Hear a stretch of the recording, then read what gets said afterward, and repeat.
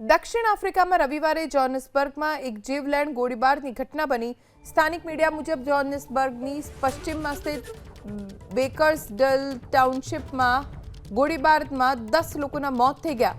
પ્રાથમિક માહિતી અનુસાર બંદૂકધારીઓએ એક બારમાં ઘૂસીને ભીડમાં ચેતવણી આપ્યા વિના જ ગોળીબાર કર્યો, જેથી ગભરાટ અને અરાજકતા ફેલાઈ।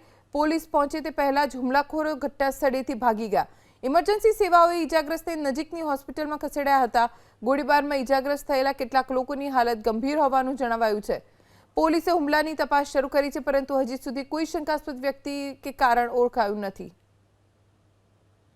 દક્ષિણ આફ્રિકામાં રવિવારે જોહાન્સબર્ગમાં એક જીવલેણ ગોળીબારની ઘટના બની।